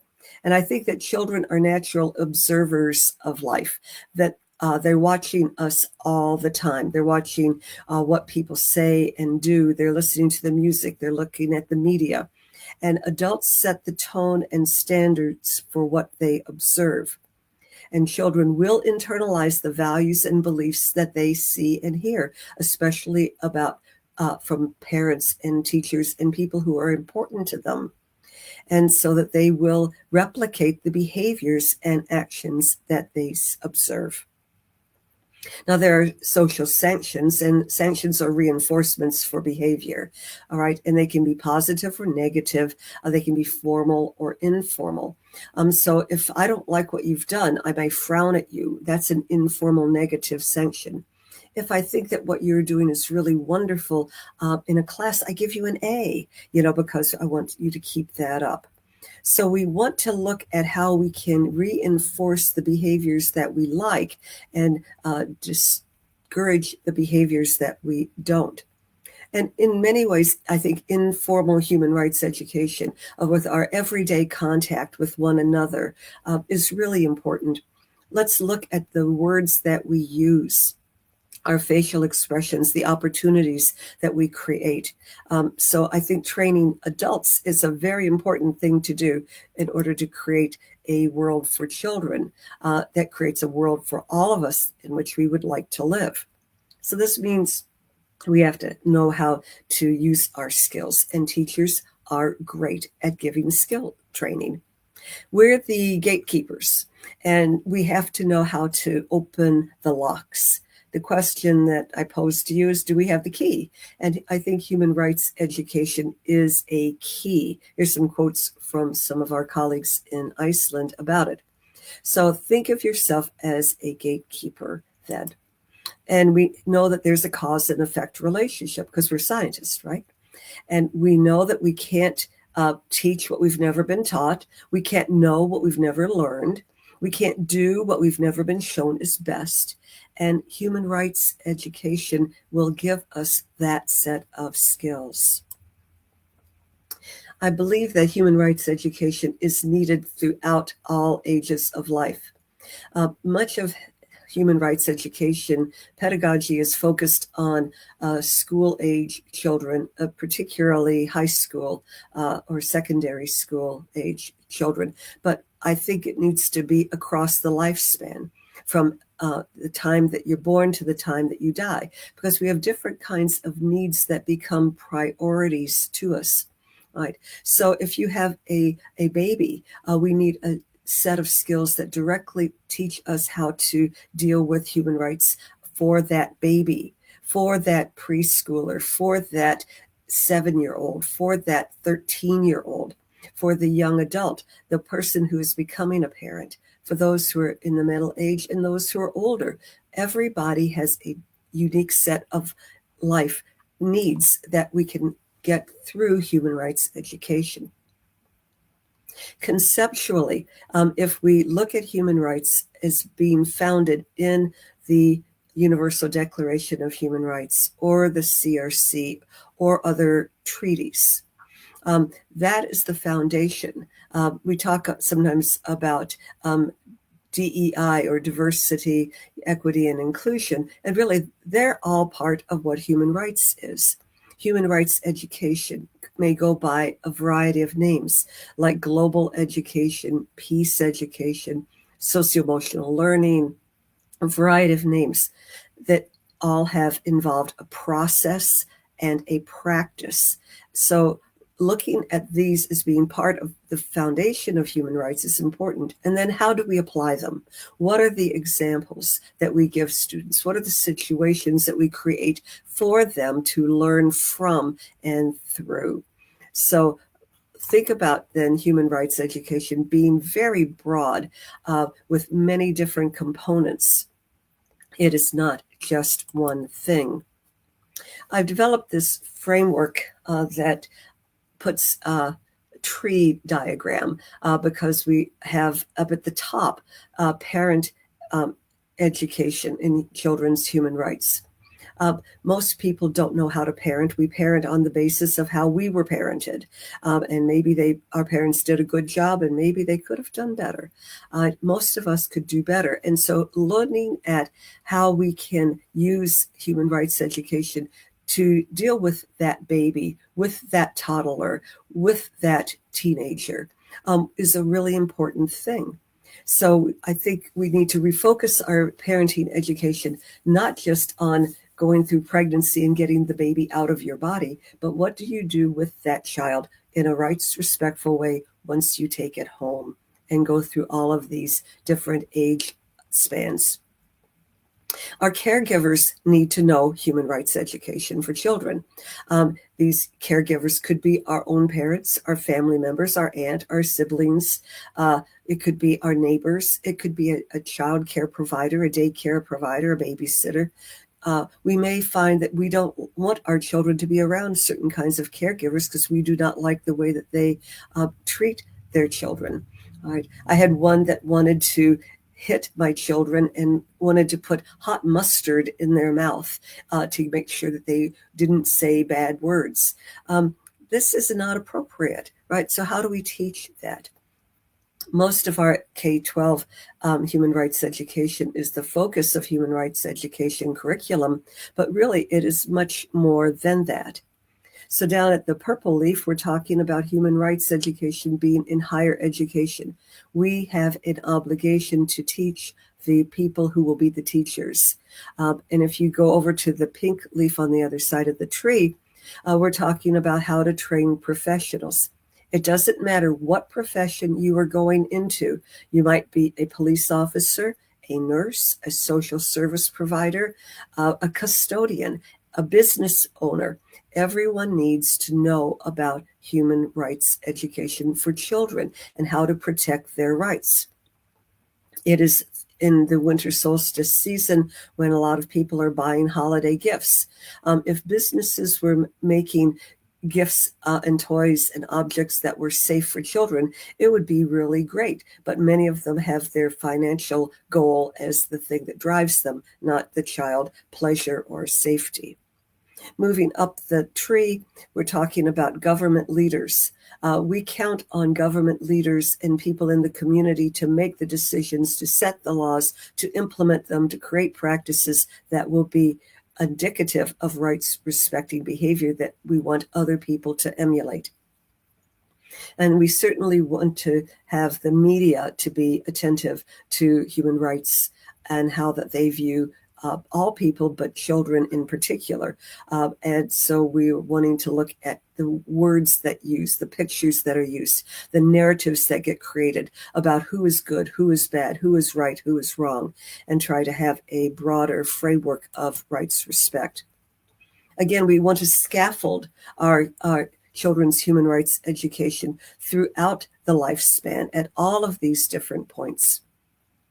We're talking about all of this being symbiotic, and that the more people act in a rights respecting way, the more likely it will be to shift the community climate and the individual narratives that we have about human rights being a good thing to benefit us. And so children need to observe that we are in a community, a family, a school, an organization that is rights respecting. And we can show them that in a variety of ways. But we have to be very strategic about how we're doing it. And we have to confront the violations when they occur among other people and within our own ways that we talk about other people, the way that we think about other people. There's a discussion on, do you have greater impact on human rights if you go from the top down or the bottom up? And the reality is you need both, right? From the top down, we're talking about the treaties, and we're talking about laws, we're talking about like the Sustainable Development Goals, we're talking about all of these large issues that pertain to everybody.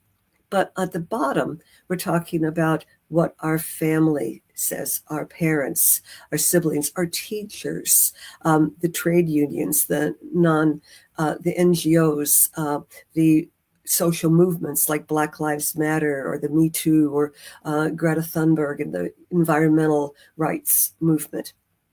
Both are important. Perhaps we create our laws based on what we find in small places, as Eleanor Roosevelt told us, as the site of where we really learned human rights. The reality is that children today are global citizens. Work by Hugh Starkey and Audrey Ulcer refer to this.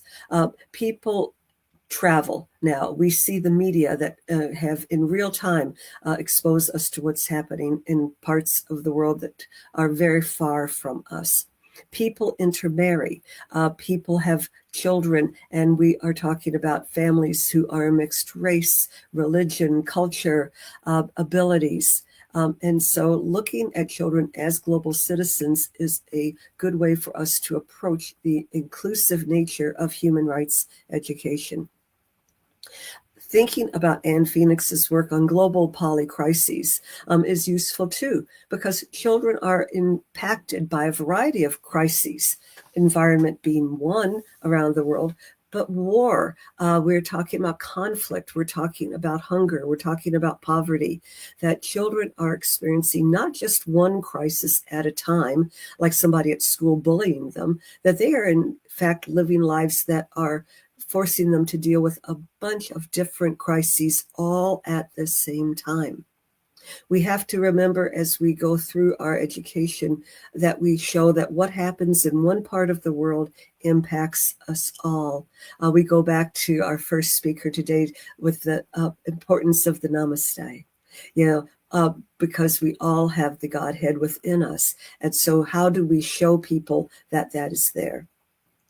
Another point that the speakers have made is that children have a future orientation. They're thinking about what they're going to be when they grow up. They're going to think about what job they want.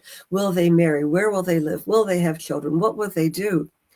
If we could capture that dreaming and that creativity to look at human rights, then they could create options for our world that would be very helpful. So using a global human rights framework is very important for us. It gives us legitimation. It gives us ways that we can create social change in laws. It will empower students to know that they can make a difference. We have to challenge our views and our biases and our base assumptions to create an alternative frame of reference so that people can broaden their horizons to think about other people as being like us. I recently got a fellowship in Wales, and in a rights respecting school that I was at, everywhere they went, every step that they took had a one of the articles from the CRC. They had it printed on the walls. They were a restorative practice school. They didn't punish. They taught education. They taught people about why it was important to do better things and how to think about others. They had a pedagogy that the teachers learned and that the students understood. They had the children identify what they wanted and needed before they left school. And they had 50 things that the children wanted, and the teachers saw that it was important that they help make those dreams come true. There are a variety of ways that we can use our human rights education to make the world better. So if we think about human rights and why it is so important, we go to the foundation that children are human beings, not human becomings. They are here right now. They are worthy not for what they're going to be tomorrow, but what they are doing right now, just because they are. They are citizens, not citizens in waiting. Throughout the world and throughout time and place, the definitions of children have varied, and the CRC puts us to a common definition of children and what they need, and that they are entitled to the same rights as every and each other group. We talk about equality and the dangers of marginalization, harassment, oppression, and discrimination. Ultimately, we as adults have the power and control, and that we need to use that to our ability to defend children and their rights. Are children property of parents? Well, we can certainly love them, and we can talk about our children, but they are not ours. They will be free. They will fly on their own journey, and our job is to help them to fly well. If we look at communities, we can either be rights respecting or rights violating. What kind of school do you want to create? What kind of community do you want to live in?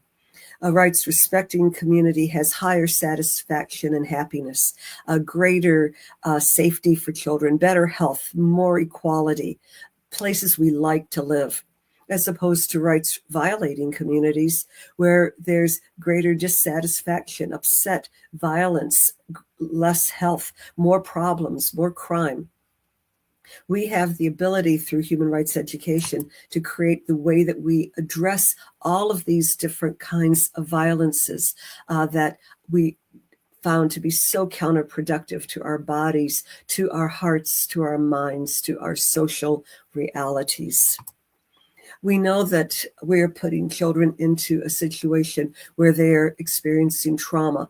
Mental health is becoming an international epidemic for our youth. And trauma is foundational in terms of creating a life that is going to have everyone at the therapist or creating difficulties in families and communities. The economic cost of trauma are staggering, but the emotional and personal cost are even greater. We want to try to reduce trauma at every point that we can. We know that from looking at these adverse child experiences that we put children through, that they ultimately leads to trauma, leads to greater health problems, social problems, cognitive impairments, developmental disabilities, and diseases, and ultimately an earlier death. So we're not talking about rights being just something nice because it's good. It's good because it will keep us healthier, happier, and make us it a world that we want to live in. So the impact of early childhood stress is huge.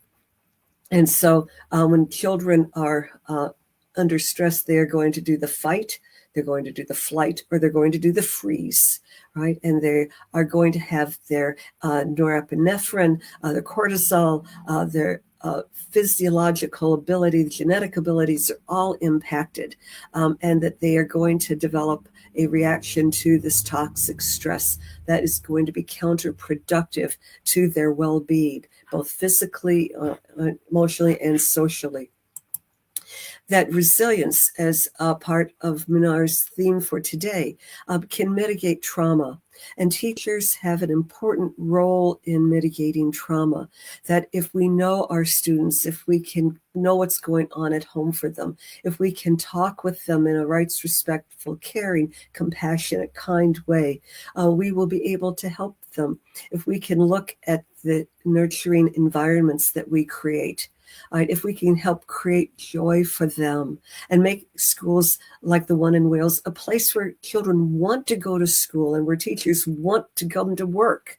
We're talking about how they can develop friends, these social connections, this sense of mattering, that belonging to a community, that we are important. All of these are so important. Resilience is possible for us to create, especially if we use a human rights framework. We know that right now the world is experiencing a crisis of citizenship and democracy. You've got corporations that are coming in and ripping the environment. They're exploiting individuals. They're not paying workers. They're putting us into difficult situations. That there's a lot of pessimism, as we've heard other speakers talk about. And it is important to move away from a nationalistic view to one of an international view, the global citizen view, and see that we have so much in common and we must help one another. To blame other people, especially those who are vulnerable, and children are among the most vulnerable.